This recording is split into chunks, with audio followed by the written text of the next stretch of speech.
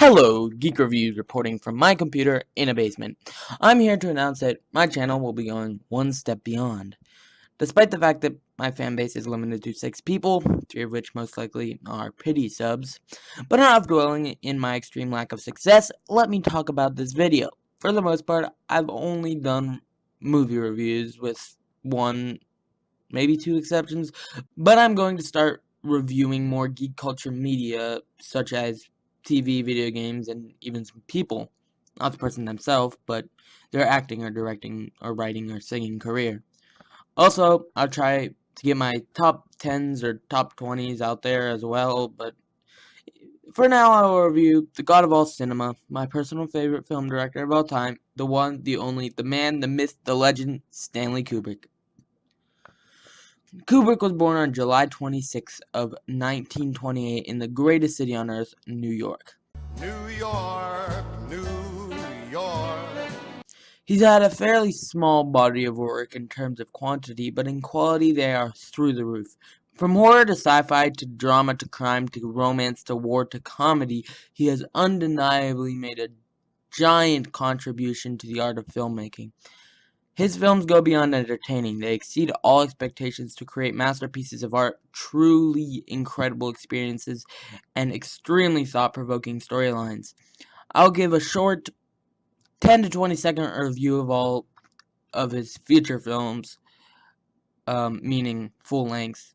Keep in mind, I haven't seen every movie ever, but I have seen most of Kubrick, so just give me a break in general. Not that anyone cares, but by the off chance that somebody's watching and they actually do care about my opinion, please give me a break. Let's begin.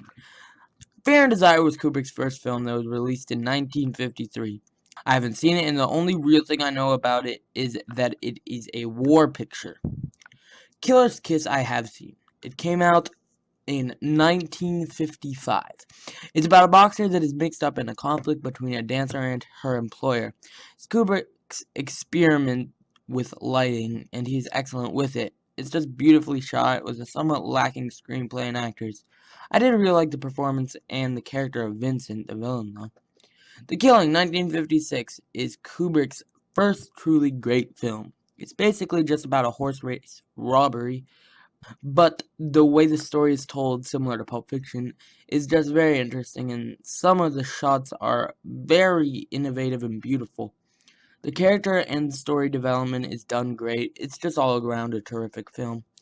Paths of Glory of 1957 is an anti-war picture starring Kirk Douglas. It isn't very action-packed, but there is a lot of interesting and important dialogue between the well-developed and well-acted characters. It's one of Kubrick's most emotion-driven films, and it is also intelligent social commentary. 1960's Spartacus once again stars Kirk Douglas and is produced by him.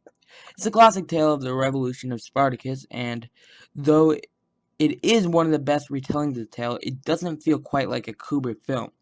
Don't get me wrong, his markings are all over this, but Douglas as the producer most likely wanted too much control, and since he's Kirk Douglas, he got it.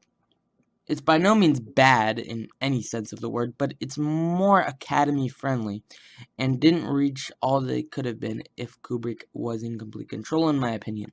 In 1962, Kubrick does the unimaginable and turns the controversial book Lolita about pedophilia into a film. I will be entirely honest and say I haven't seen this film in its entirety, but from what I have seen, it looks darker and more courageously told than I originally thought, but moving on.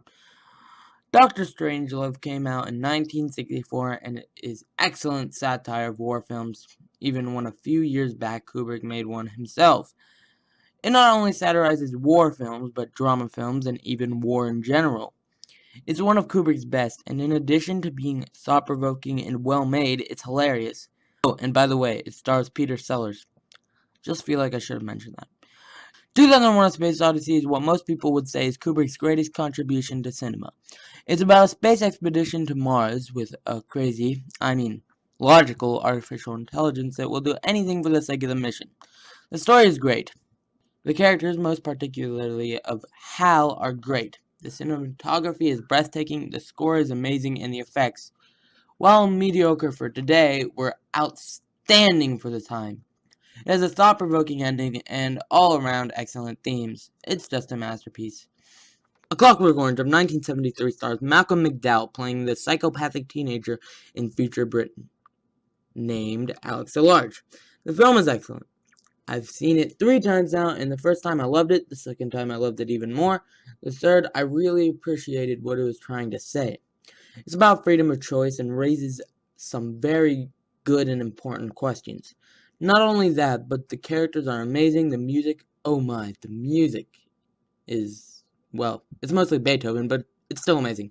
The cinematography, acting, style, and set designs are all just incredible. It's my favorite movie of all time, and though it is controversial, it still is a masterful work of fiction with elements of reality. Even the violent scenes are hard yet entertaining to watch.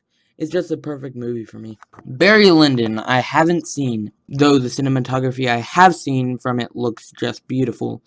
But I can't talk about something that I've yet to witness, so moving on. The Shining of 1980 is a horror film based on a novel by Stephen King of the same name. It stars my favorite actor, Jack Nicholson, in the role of Jack Torrance, a man responsible for caretaking for the Overlook Hotel with his family over the winter as he slowly descends into madness. The film is excellent and legitimately scary, partially due to the unsettling cinematography and score.